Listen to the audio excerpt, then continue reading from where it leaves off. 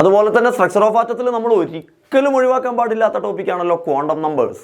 എന്തായാലും നമ്മൾ റിപ്പീറ്റഡ് ആയിട്ട് പ്രീവിയസ് ഇയേഴ്സിൽ ഇഷ്ടം പോലെ ക്വസ്റ്റ്യൻസ് കാണുന്ന ടോപ്പിക്കാണ് quantum numbers.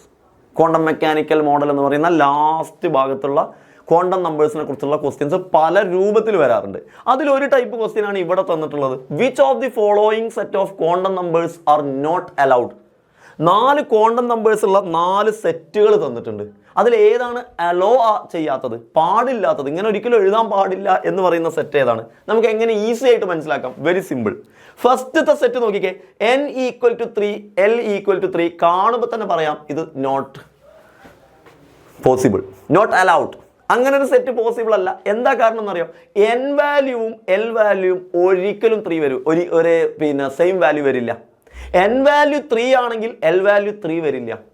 n value l value ഒരിക്കലും സെയിം ആവില്ല. വിച്ച് മീൻസ് നിങ്ങൾക്ക് n വാല്യൂ 3 ആണ് തരുന്നതെങ്കിൽ അപ്പോൾ l വാല്യൂ എന്തായിരിക്കണം എന്നറിയോ? ഒന്നുകിൽ 0 ആയിരിക്കണം, അല്ലെങ്കിൽ 1 ആയിരിക്കണം, അല്ലെങ്കിൽ 2 ആയിരിക്കണം.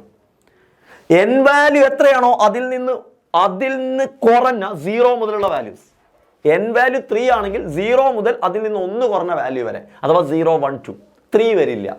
അപ്പോൾ n വാല്യൂ 4 ആണെങ്കിൽ l വാല്യൂ 0, 1, 2, 3 ഇത്രേ വരും. സോ n വാല്യൂ എത്രയാണോ അതിൽ നിന്ന് 1 കുറഞ്ഞ വാല്യൂ വരെ l വാല്യൂവിന് പോസിബിൾ ആവും. സോ n വാല്യൂവും l വാല്യൂവും ഒരിക്കലും ഈക്വൽ ആവില്ല.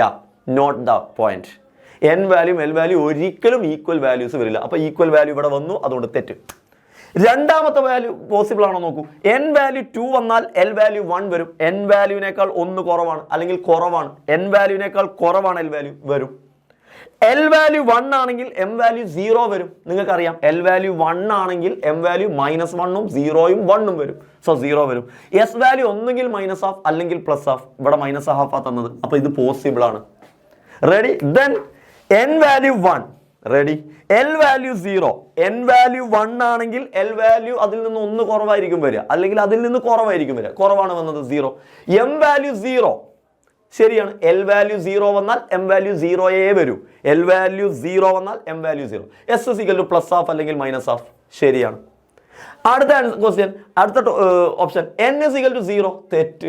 n ഒരിക്കലും 0 വരൂല.